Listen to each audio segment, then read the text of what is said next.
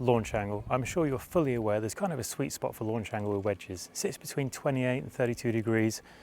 You can take 30 as the median. Slightly longer wedges, 60, 70, 80 yards are going to be just a little lower, a little bit shorter, 30, 40 yards, a little bit higher, but it's going to be very, very close to that 30 window. Here's an easy way to do it without a TrackMan or a foresight or a flight scope, whatever device you might want to choose to use.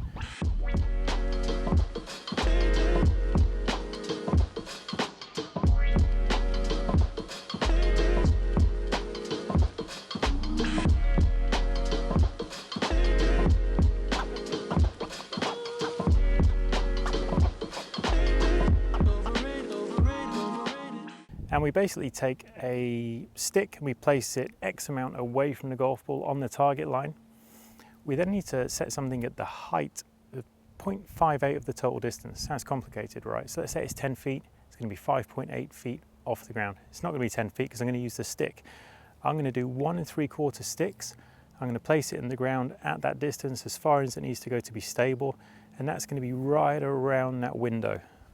So let's go 1 and we'll go 3/4 about here. That gets me to this spot.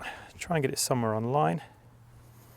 Place it in, and essentially what I'm going to try and do is take the top off the stick.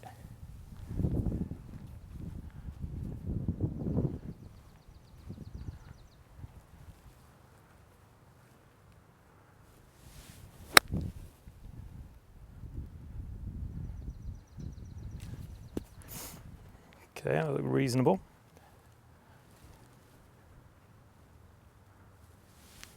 A little higher. Now, if you find yourself a little bit high, drop down a wedge. So that was my 60. I'm going to go 54.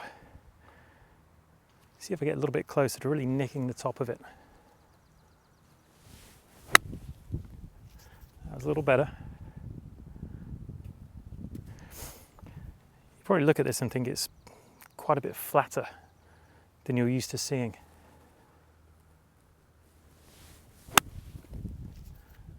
Until you go to a tour event and watch them hitting these shots and look at how flat they actually come in. Now I'm going to go down one more wedge, which for me is down to a pitching wedge, 48. It's not going to spin as much, but it's going to get that launch really easy. This should be below the stick really.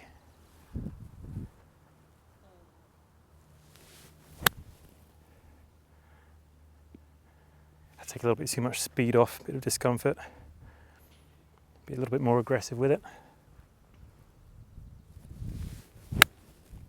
Now it's better, but you can see it was probably here, so a little bit too flat.